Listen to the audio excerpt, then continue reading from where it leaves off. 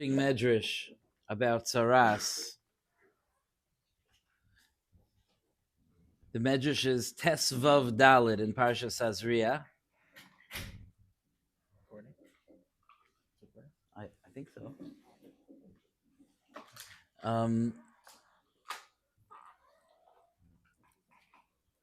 The Mishnah brings a mashal. The Medrash brings a. Did I say a Mishnah? The Medrash brings a mashal. The mashal is as follows. Mashal and matroina. There's a mashal to a noblewoman. Shenichnesa l'soich paltin shel melech. She entered the palace of the king. Kivan de chamis maglabia. When she saw the maglabia, you know what that is, right? When she saw the maglabia, which are the straps that are used to punish avadim that rebel, talon, hanging, dochalas, she was afraid. And the king noticed that this matroina came in and she saw these kalim that are used to punish. And the Melech noticed that her expression changed immediately to one of fear. And the Melech therefore said to her, Omar lo HaMelech, the Melech said to her, Al tisyari, don't be afraid. Elu la'avadim u'lishvachais, these are for the servants, the maidservants. Aval at, but you know what you're doing here? Lechol v'lishtais, you're just here to eat and drink, v'lismayach, and to rejoice. What's the nimshal? Kach, the Medrash says, similarly, Kivan sheshamu Yisrael parshas Negaim. When Klal Yisrael heard about the terrible oynesh of Negaim, of Tzaras, Nisyaru, they were afraid. Omar lohem Moshe. Moshe said to them, Al tisyaru, don't be afraid. Elu le'umay sa'olam. These are for the Goyim. Avalatem, but you, lechol v'lishtais v'lismayach, to eat, to drink, and to rejoice. Shenemar rabim machoivim l'rasha v'habayteach b'Hashem chesed yisay v'venu. Unbelievable Medrash. The Medrash says that Klal Yisrael were overwhelmed from the idea of this oynish of Negaim, and Moshe Rabbeinu told them, don't worry, it's for the Umay So'ilim, it's not for you. And this Medrash is a pella. It's like, it's hard to imagine a more difficult Medrash, because the Mishnah tells us in Masechta Negaim that there are no Negaim l'Umay So'ilim. There's no tzaras by Goyim. It's a tumah that exists by Yidden, not by Goyim. The Parsha of Negaim was not only said also for the Jewish people, it was said only for the Jewish people. So how could it be that they became overwhelmed, afraid, when they heard the Parsha of Negaim, and Moshe Rabbeinu's response is, don't worry about it, that's for the Umay So'ilim. No, the Parsha of Negaim is for us. How could you say that? No, they will have the straps hanging to get the whips to get whipped. But for you, it's just lechol v'lishtos. Really, for us, is lechol v'lishtos? What happens if a yid speaks lashon hara? He doesn't get tzaras. So the great Reb Tzadok HaKohen Melublin says an unbelievable pshat that gives us something to think about in terms of understanding our relationship with Hashem. If you think about it, the word nega is the exact opposite of the word oineg. Right? The same oisios. Nega and oineg are the same oisios. There's a chazal that says, ein lemaila me oineg, ein lemata me nega. There's nothing better than oineg. There's nothing worse than nega. And I want to explain what that means. The Torah tells us, after the incidents of Yetzias Mitzrayim and Kriyas Yamsuf, the Torah tells us that HaKadosh Baruch Hu told Moshe, Im Shamaya Tishma, right after the events of Mara, where the water turned sweet, Im Shamaya Tishma Ulakayel Hashem Alekecha. If you will listen well to the voice of Hashem, V'hayashar be'einav ta'aseh, and you do what's yashar in the eyes of Hashem. V'ha'azanta l'mitzvaysav, and you listen well to His mitzvahs. Kol hamachalo asher samti b'mitzrayim lo yosim alecha. The diseases, the negaim, the einshim that I gave to Mitzrayim, I will not give you. Ki ani Hashem roifecha, because I am Hashem, who's your roife.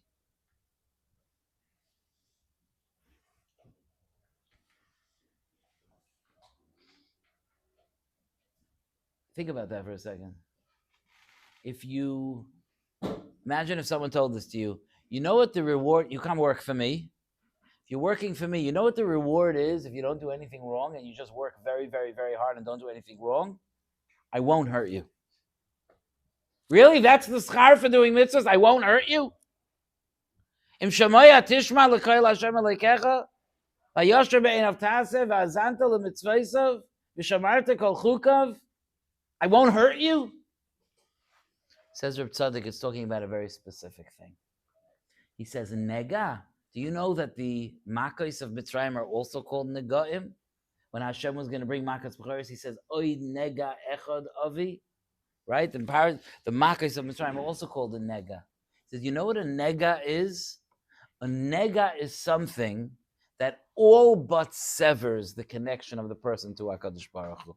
That's a nega. A nega is someone who experiences a punishment from Hashem, where HaKadosh Baruch Hu says, we are now not friends anymore. You're separate from me.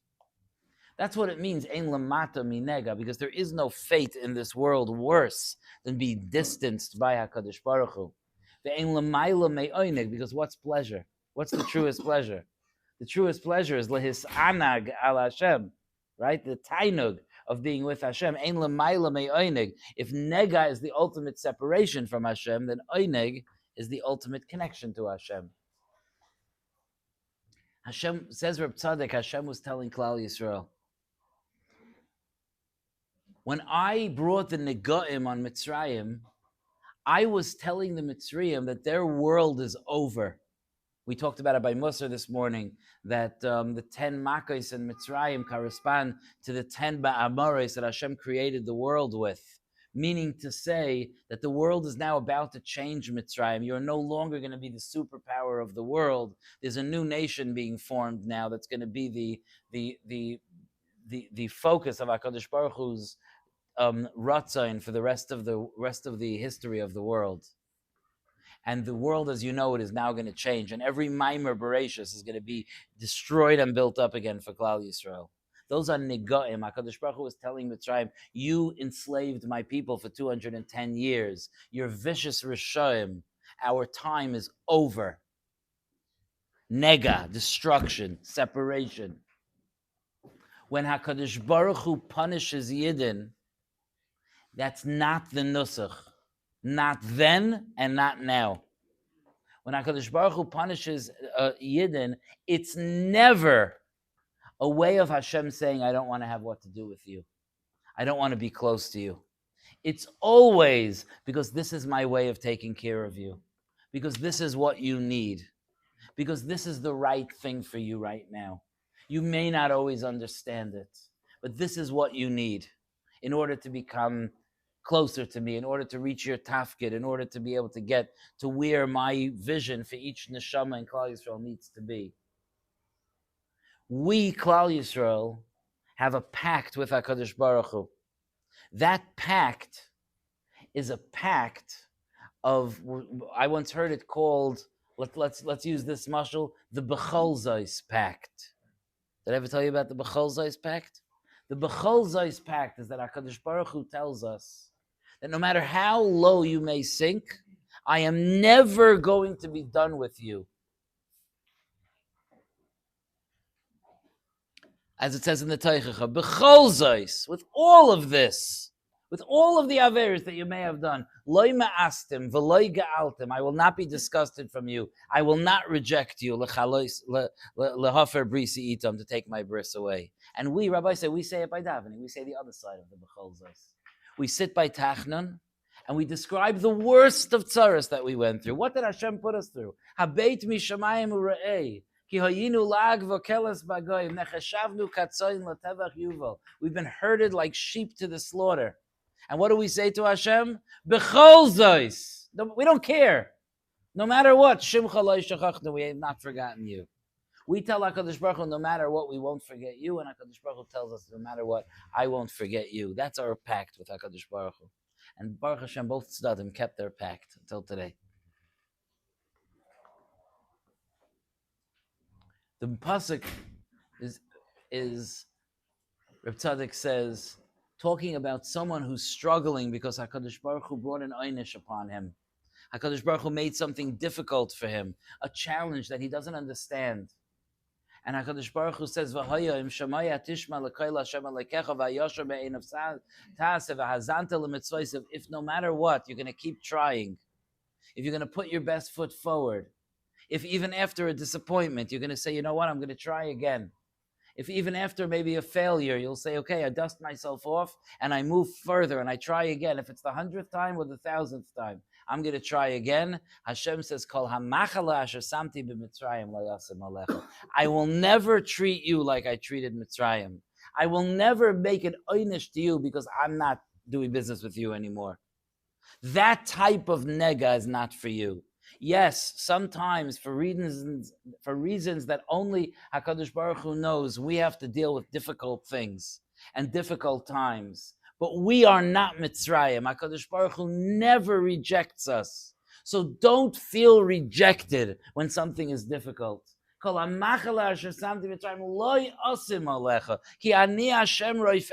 trying to heal you. You may not understand why this is your refuah, but I'm trying to heal you. Says Reb Tzaddik, that's what's going on in this medrash. Klal Yisrael hears the parsha of Negaim. What, I'm going to speak Lashon Hara, HaKadosh Baruch Hu is going to be done with me? I'm going to speak Lashon Hara and that's it? My relationship with Hashem is over? I'm going to have tzaras, nega? Moshe Rabbeinu says, oh, calm down. That's for Ummah Yisraelim. The concept of nega, the concept of a separation from HaKadosh Baruch Hu, the concept of HaKadosh Baruch Hu's done with me, he doesn't like me anymore, that's not a conversation a Yid ever has. You know what Hashem's agenda for you is? You know what He wants from you? You know what the last chapter in your book says? The last chapter in your book is to eat and drink and be happy.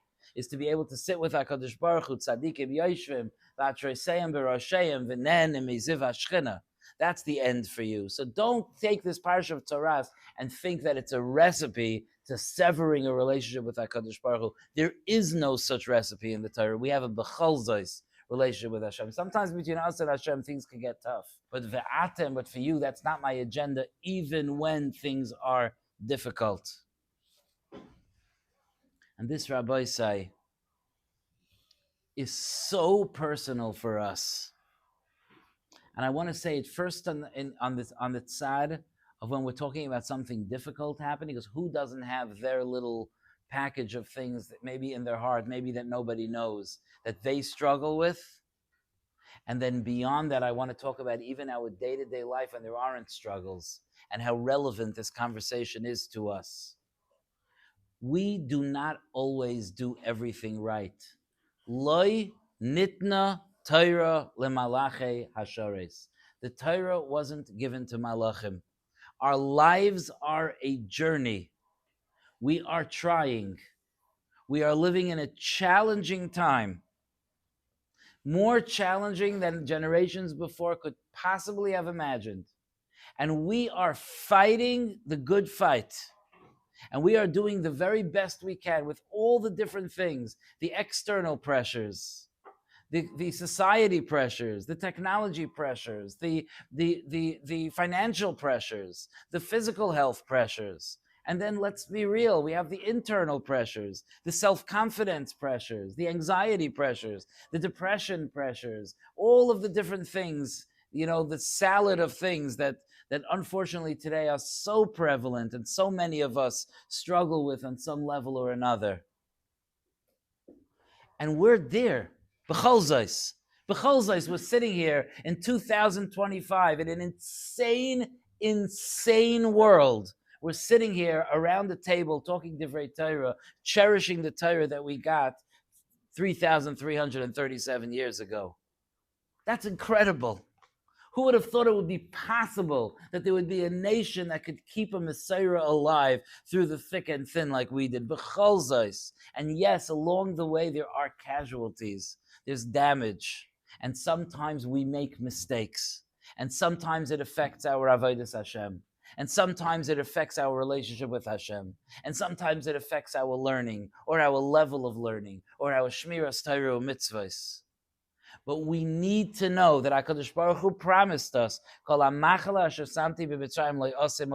even if Hashem brings a punishment.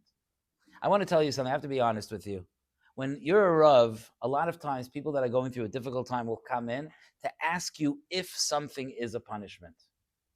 Okay, I always feel very uncomfortable because I don't know why the people coming to me think I have some like special access or something, because I don't. But the truth is, there's a very important mekuda here. So someone will go through, let's say, lo yaleinu, a woman would miscarry, lo yaleinu. And she would come in and she'd say, why was Hashem so angry at me? What did I do wrong? It's a punishment. And as a Rav, I usually take this simple approach by saying it was not a punishment. Hashem loves you. But it depends who I'm talking to. Because is it really appropriate to say, no, don't worry, anything that happens to you is not a punishment? There's no schar v'einish. Is that true? It's not true. Doesn't Hashem say otherwise? Keep the mitzvahs. Right? So what do I mean when I say, don't worry, Hashem's not angry at you? What I mean is because I'm trying to fix a krumkeit. I'm trying to fix a damaging hashkafa, which is that if Hashem is punishing me, it's because he's angry at me. That's the part that people have a hard time figuring out. HaKadosh Baruch Hu punishes us sometimes. Ki ani Hashem roifecha. Yes, sometimes the difficult things that happen are tikkunim or oinshim for things that we did. Gedolei Yisrael used to sometimes go through something. I don't want to get into stories now, but they would go through a terrible tragedy and say, I know HaKadosh Baruch Hu made that happen because I did such and such. Yeah, so what are you going to do about that? Nothing. I love Hashem. He loves me. We're moving on. Ani Hashem roifecha. I trust that I'm not the Umay Sa'olam. I trust that even the difficult things that are happening, even if they are punishments, but they're Ani Hashem roifecha punishments. You know, a guy walks into the hospital dangerously drunk. They punish him by pumping his stomach. Is it a punishment? It's uncomfortable, but it's Ani Hashem roifecha. It's a refuah. Yeah, did he do something smart, that guy? No, he did something stupid. Are we punishing him for doing something stupid? No, we're saving him from something stupid. That's how Hashem punishes us. If I do something wrong, and HaKadosh Baruch Hu, we should be zeicha to not get oinshim, by the way. And Baruch Hashem, we have this chus to be learning Torah. And we're mekayim all of, Rabbi Sonnenschein says that by learning Torah, you yotze yisurim. You struggle to understand the Gemara, you're mekayim yisurim. So we don't have to worry about oinshim.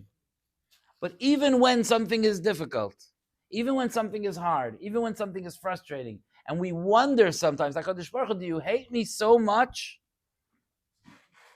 And I know that there are people here that feel that way sometimes. Hashem, am I so horrible? And it's important for us to ingrain in ourselves. Hashem has a b'chol zos relationship with me. B'chol zos, lo ma'astem, Hashem will never reject me. Hashem loves me. And Hashem knows I'm not perfect. And he's helping me along on the journey. And sometimes that journey hurts. Ki ani Hashem roifecha. It's so important. I see the damage of the hashkafa of thinking that HaKadosh Baruch Hu's mad at us, lost his temper on us. The damage is devastating to people, to families. We have to walk around knowing that we are in the embrace of HaKadosh Baruch Hu. And yes, there's schar v'einish. Yes, when we make a mistake, sometimes HaKadosh Baruch Hu steps up. Because he cares so much for us. That's his way of taking care of us. And he will never let go of us. And he will never let us fall apart completely. That was Aleph. And Beis, even on that great day, even when things are going awesome, even when the Zman is incredible, Even when it's summertime and you just like can't get enough of the sunlight. And it's just a great time. Just things are looking up. But we forget sometimes how much cheshek Hashem has for us. We forget sometimes, some of us struggle to get up in the morning and come to Shachris. It's a hard thing. It's a big nisayon, and I've struggled from it myself. It's a difficult nisayon. But I think that sometimes, if we would know with how much desire HaKadosh Baruch Hu is waiting to hear from us, not that we imagine Hashem like standing in the back of the Beis Medrash with a clipboard. That's how we imagine Hashem. And then when we don't show up, like, absent, That's how we imagine. Oh, no, and then we feel guilty and no, HaKadosh Baruch Hu is sitting in the Beis Medrash, and he's saying, I miss my child. I want to hear what he has to say. If he needs something, I want him to tell me what he needs because I want to give him what he needs. That's what's going on. Wouldn't it be easier for us to make our way to Beis Medrash if when we opened our eyes in the morning, we knew that the creator of the world, the Melech Malchei Hamlachim, I want to tell you something, I've learned over the last few years the phrase called T4. You guys know the phrase, right? I've learned that phrase. And I'm guilty of it a lot, okay? Because I'm a Rav and I've met a lot of very interesting people. And sometimes I can't resist telling Dovi, Dovi, I have to take this. It's really Budni, I could have just said it's an important call, but sometimes we're close and I just, I do that. Why do people have an urge to do that? Any one of you, I'm not the only one in the room guilty of it, I'm sorry, I can't talk to other Shiva wanted to speak to me. I'm sorry, No, I'm not in trouble. He wanted to ask me advice about something, we're guilty of it sometimes. Because why? Why are we guilty of it? Because we love to feel special, that someone important and famous knows me personally. I'm not just a face in the crowd. He knows me. But Rabbi say, we are all only children. HaKadosh Baruch Hu, the king of the world, who's taking care of billions of people, who's figuring out what's going to happen between the United States and China, and what's going to happen in Gaza. Hashem, you should protect us. And what's going to happen with Ukraine and Russia, and what's going on with every country and every state, and what's going to be with the constellations, and the weather patterns, and illnesses, and viruses, and all of this. HaKadosh Baruch Hu is running a world, and he knows you by name, with your mahus of who you are. He knows what you love. He knows what you want. He knows what you care about. And he waits for you every morning, so you should schmooze with him. And that's what we have to remember. Let's stop attributing. If it's the one mistake, the biggest avla that we do, is that we attribute so much malice to HaKadosh Baruch Hu. HaKadosh Baruch Hu is just waiting with open arms. Imagine a father waiting for his child to come home. I'm waiting. I have a 5th grader, Kanai Nahar. I wait for her to come home. And when she walks into the house, I go like this. And she's like, oh, you're going to hit me. Okay, there's an issue if someone does that. But, okay, you're going to hit. I'm not going to hit him. I want to hug you. But we do that, Rabbi say. We wake up in the morning. Their Rebbeinu Shalom wants to hug us. Like, oh, he wants to hit me. He's waiting. He's taking attendance. Gehenim. That's very important. I read you a medrash. Let's remember this week and let's focus on it. We are beloved by HaKadosh Baruch Hu. And yes, we have responsibilities and we have to step up and we have to grow, but we are beloved by HaKadosh Baruch Hu, and he knows where we are and he knows when we are. He knows that we're in 2025 and he is bursting with pride right now. I'm not a Navi, but I am confident that at this moment right now in history, this moment right now, the 19th night of Sfira, Tafshin Pei, right now in Shamayim, HaKadosh Baruch Hu is calling Malachim together and saying, Chazu banai chavivai, look at my beloved children. They live in an insane, crazy world with every distraction, and they're sitting in a dark room and listening to Divrei Torah. That's who we are. Let's remember it, Rabbi Sonnenschein.